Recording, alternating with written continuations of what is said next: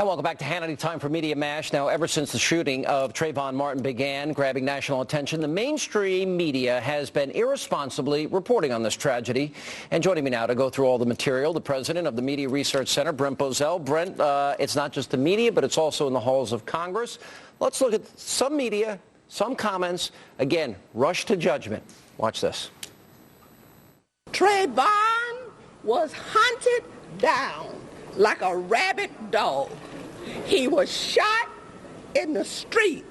He was racially profiled. Just because someone wears a hoodie does not make them a hoodlum. I really, personally believe this is a hate crime. By next week, we're looking forward to getting $1 million for the capture of George Zimmerman. Jeb Bush helped pave the way for this senseless tragedy. This investigation is laced with racial profiling, lies, and murder. He was executed for WWB in a GC, walking while black in a gated community.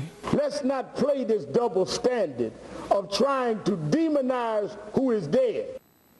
There you have NBC News, Brian Williams, Tom Brokaw, Matt Lauer. I wonder if they're proud tonight. And on the other hand, then you have the lawmakers, members of Congress, hunted like a rabid dog, shot in the street, racially profiled. Forget the contradictory eyewitness testimony and everything else. Your reaction?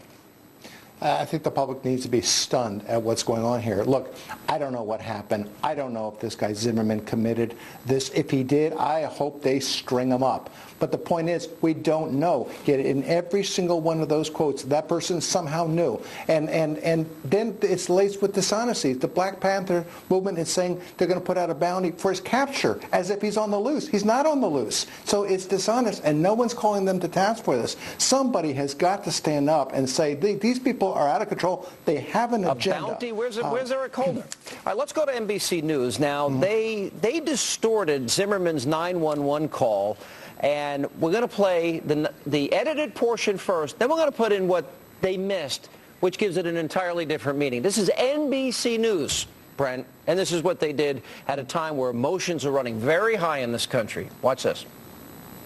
This guy looks like he's up to no good. He looks black. Did you see what he was wearing?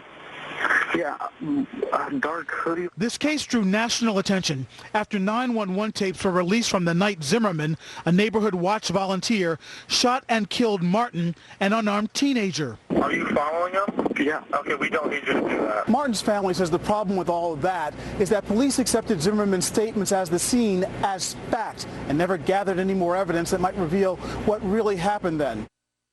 This guy looks like he's up to no good, or he's on drugs or something. It's raining and he's just walking around looking about. Okay, and this guy, is he white, black, or Hispanic? He looks black. Now, what they did is, in the first one they said the guy looked like he's up to no good. Edit, he looks black, but they forgot the dispatcher's question. Yeah. How could NBC News in good conscience do that? Yeah, Sean, this isn't distortion. This isn't bias. This isn't distortion. This is an all-out falsehood by NBC News. And let me say it again, a falsehood by NBC News.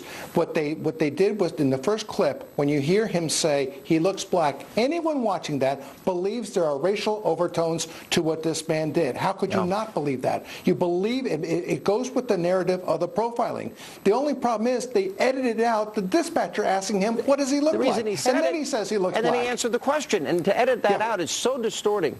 All right, let me go to one last thing. But Sean, it's not distorting. It is advancing a falsehood. It's worse. All right. Let me go to George Zimmerman's father, Robert, was interviewed by Fox 35 in Orlando, and he brought up the political implications and mentioned Barack Obama by name. Let's roll this tape. I never foresaw so much hate coming from the president, the Congressional Black Caucus, the NAACP, every organization imaginable is trying to get notoriety or profit from this in some way. But there's so much hate that I've never been involved in hate, and George hasn't. And It's really unbelievable. Now, we don't know what happened, but we do know that George Zimmerman had a broken nose, lacerations in the back of his head, and then we also know that in this particular case that we have the one eyewitness the police talked to that night said they saw Trayvon Martin on top of Zimmerman. So something happened here well beyond what the implications have been from the media and from activists that are down there. And the radical left has already acted as judge, jury, and executioner in this.